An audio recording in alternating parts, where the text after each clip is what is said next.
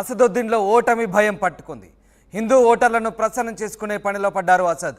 మొదటిసారి తెలుగులోనూ పాట రాయించుకున్నారు ఓవైసీ. హిందూ ఓటర్లంతా మాధవీలతకు పట్టం కడితే హైదరాబాద్లో అసదుద్దీన్ కంచుకోట ఇక బద్దలేనా? ఆ భయంతోనే హిందువులకు అసద్ దగ్గరవుతున్నారా అంటే అవుననే వాదనలు వినిపిస్తున్నాయి. మొత్తం మీద హిందూ ఓటర్లకు అసదుద్దీన్ ఓవైసీ దగ్గరయ్యే పనిలో పడ్డారు. తెలుగులో పాట రాయించుకొని మరి హిందూ ఓటర్లను ప్రసన్నం చేయించుకునే పనిలో పడ్డారు అసదుద్దీన్ ఓవైసీ. మొత్తం మీద మాధవీలత రూపంలో అసదుద్దీన్ ఓవైసీకి గట్టి దెబ్బ తగిలే అవకాశాలు కనిపిస్తూ ఉన్నాయి. ఢీ అంటే ఢీ అంటున్నారు మాధవీలత అసదుద్దీన్ ఓవైసీ. రైట్, మా ప్రతినిధి మధు జైన్ అవుతున్నారు. మధు, హైదరాబాద్ పార్లమెంట్లో రసవత్తర సమరం సాగుతున్నట్టుగా తెలుస్తోంది. మాధవీలత అసదుద్దీన్కు గట్టి పోటీ ఇచ్చే ప్రయత్నం చేస్తుంది.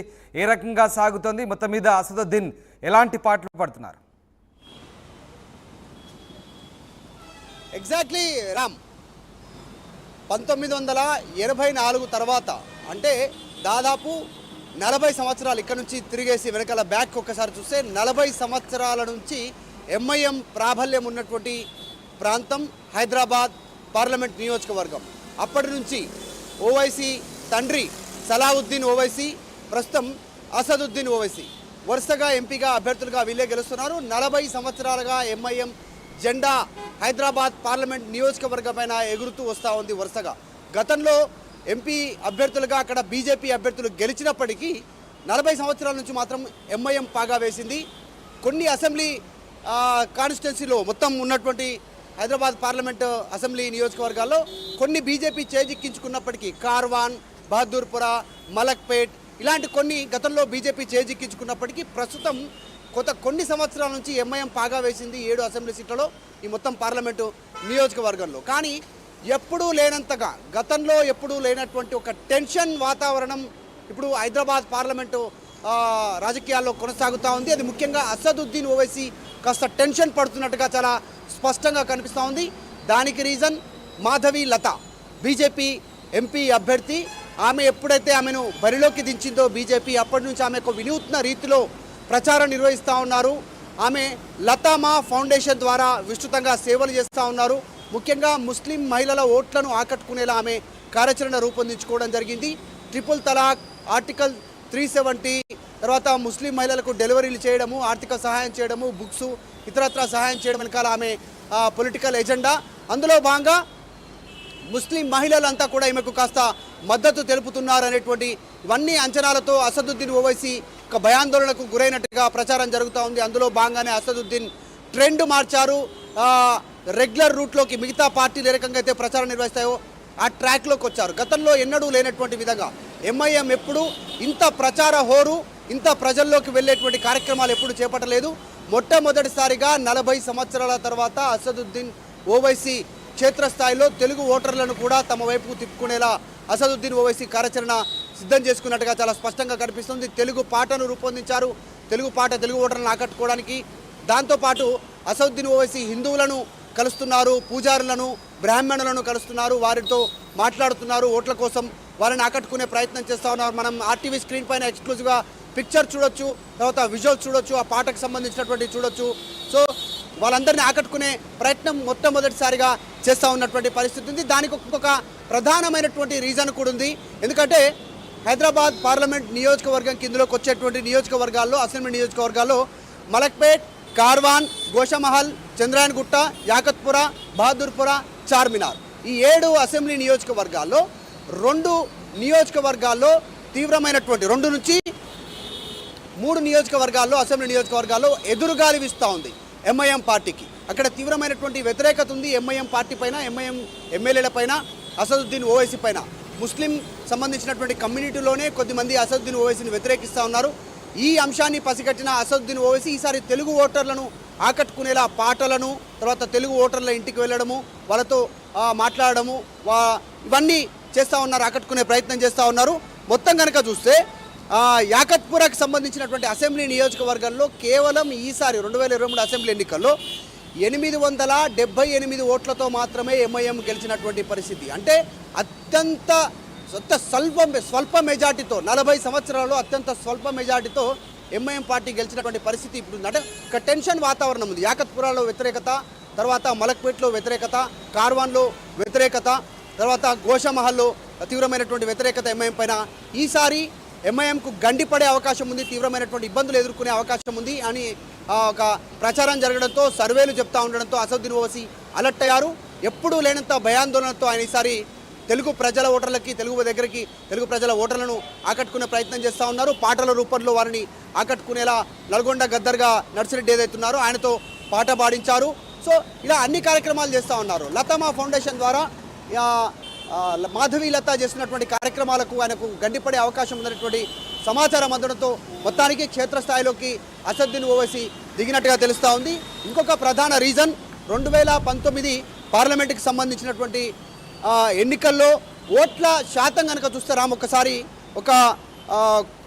2019లో ఎంఐఎం అభ్యర్థి ప్రస్తుతం ఎంపీ కాబట్టి అసదుద్దీన్ ఓవైసీకి 5,17,471 ఓట్లు వచ్చాయి. అంటే దాదాపు ఎక్కువ ఓట్లు గ్రాప్ చేసినప్పటికీ బీజేపీ అభ్యర్థి అప్పుడు ఎప్పుడైనా సరే హైదరాబాద్ సంబంధించిన పార్లమెంటు సీటు ఎంఐఎం వర్సెస్ బీజేపీగానే ఉంటుంది. బీజేపీ గెలిచే పరిస్థితి లేనప్పటికీ కూడా బీజేపీ తీసుకోవాల్సినటువంటి ఓట్ షేర్ అసదుద్దీన్ ఓవైసీ నుంచి, ఓల్డ్ సిటీ నుంచి ఖచ్చితంగా తీసుకుంటారు. బీజేపీ అభ్యర్థి భగవంతరావుకి 2,35,285 ఓట్లు వచ్చాయి 2019లో. 2019లో కాంగ్రెస్ పార్టీ అభ్యర్థి ఫిరోజ్ ఖాన్ నిలబడితే 49,944 అంటే దాదాపు 50,000 ఓట్లు గ్రాప్ చేశారు ముస్లింల ఓట్లు. 2019లో కాంగ్రెస్ టీఆర్ఎస్ అభ్యర్థి పుష్య శ్రీకాంత్కి 63,000 ఓట్లు వచ్చాయి. కాంగ్రెస్ కంటే ఎక్కువ ఓట్లు సాధించింది బీఆర్ఎస్ పార్టీ. ఇవన్నీ కూడా హిందువుల ఓట్లు, 60,000కు పైగా, 63,000కు పట్ల. తర్వాత స్వతంత్ర అభ్యర్థులకు, తర్వాత నోటాకు పడ్డటువంటి ఓట్లు 15,000. ఈ 15,000 ఓట్లు ఖచ్చితంగా ఎంఐఎంకు వ్యతిరేకంగా పడ్డటువంటి ఓట్లు. తర్వాత ఈ 63,000 ఓట్లు బీఆర్ఎస్కి పడ్డవి, బీజేపీకి పడేటువంటి ఓట్లు అక్కడ బీఆర్ఎస్ చీల్చింది.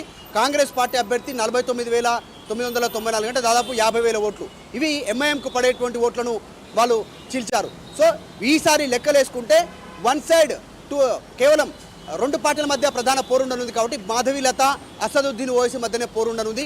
ఓట్లు చీలేటువంటి అవకాశం లేదు అనేటువంటి చర్చ నడుస్తూ ఉంది. ఒకవేళ అదే జరిగితే హిందువుల ఓట్లన్నీ మాధవి లతకి, ముస్లింల ఓట్లో కొంత అనుకూలంగా ఉన్న ఓట్లన్నీ ఆయనకు, ఎంఐఎంకి అనుకూలంగా ఉన్న ఓట్లు అసదుద్దీన్ ఓవైసీకి, తర్వాత ముస్లిం వ్యతిరేకమైనటువంటి ఓట్లు ఇతర పార్టీలకు వెళ్ళే చీలే అటువంటి అవకాశం ఉంది, కాంగ్రెస్ కానీ ఇంకా ఇతర అభ్యర్థులకు కానీ. మహిళల ఓట్లు, ముస్లిం మహిళల ఓట్లు కనుక బీజేపీ గ్రాప్ చేస్తే అసదుద్దీన్ ఓవైసీకి ఒక గ్రౌండ్లో ఒక కదలిక ప్రారంభమయ్యే అవకాశం ఉంది, టెన్షన్ వాతావరణం క్రియేట్ అయ్యే అవకాశం ఉంది. సో వీటన్నిటినీ తట్టుకోవడానికే కొత్త పంతా ఎంచుకున్నారు. నామినేషన్ల పర్వం అయిపోయింది కాబట్టి అన్ని పార్టీలు ప్రచారం చేస్తూ ఉన్నాయి.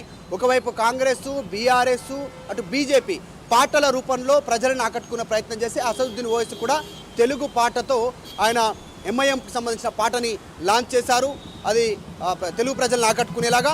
తర్వాత తెలుగు ప్రజల దగ్గరికి వెళ్తా ఉన్నారు. సో ఇదంతా ఒక ఎజెండాగా ముందుకు వెళ్ళే ప్రయత్నం చేస్తూ ఉన్నారు. గతంలో లేనటువంటి టెన్షన్ అసదుద్దీన్ ఓవైసీకి మాధవి లత అభ్యర్థిగా, బీజేపీ అభ్యర్థిగా తెరపైకి రావడంతో కాస్త టెన్షన్ పట్టుకుందని ఖచ్చితంగా చెప్పొచ్చు.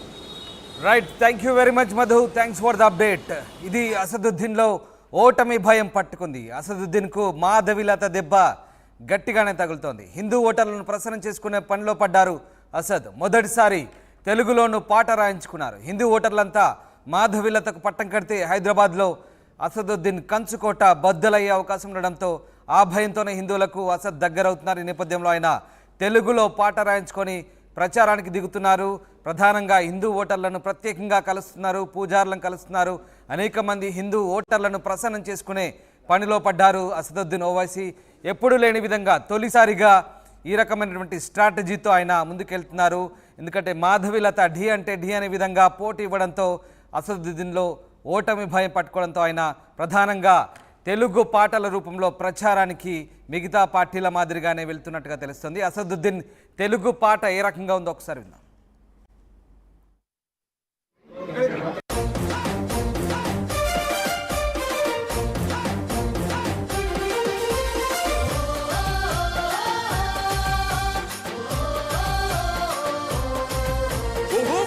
బగమండేటి నిప్పుల దండై ఎంఐఎం పార్టీ జెండ గుండెకు అండై అచల్ హైదరాబాదు గడ్డ మీద పొద్దై పొడిసే అలుపెరుగని సేవకుడై ముందుకు నడిసే అదే జనమే తన ప్రాణమంటూ నడిచిన తీరు మా నిరుపేదల గుండెల్లో పదిలం మీ పేరు తన మాటే ఒక తూటై కదిలిండు జనం బాట బయలెల్లినాడు వసతుద్దీనన్నో సామాన్యుల పక్షం నిలిచిన పెద్దన్నో పతంగి గుర్తు జెండలతో కదిలినాడు రా జనం బిడ్డ ఓవైసీ అసద్భాయిరా బయలెల్లినాడు వసతుద్దీనన్నో సామాన్యుల పక్షం నిలిచిన పెద్దన్నో పతంగి గుర్తు జెండలతో కదిలినాడు రా జనం బిడ్డ ఓవైసీ అసద్భాయిరా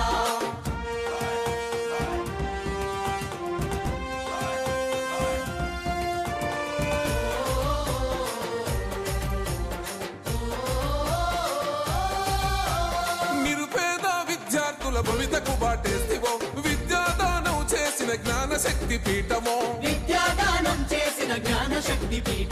పేదలకు వైద్యాన్ని అందించే మానవత్వము కష్టమన్న ప్రతి ఇంటిలో వెలిగవేగు చుక్కవో ధర్మాన్ని విడువడు ఏ ధనముకు లొంగడు కులమతాలు ఎరుగడు కుతంత్రాలు చేయడు తన మన భేదం చూపని నిరుపేదలనేస్తమో బయలెల్లినాడు వసతుద్దీనన్నో సామాన్యుల పక్షం నిలిచిన పెద్దన్నో పతంగి గుర్తు జెండలతో కదిలినాడు రా జనం బిడ్డ ఓవైసీ అసద్భాయిరా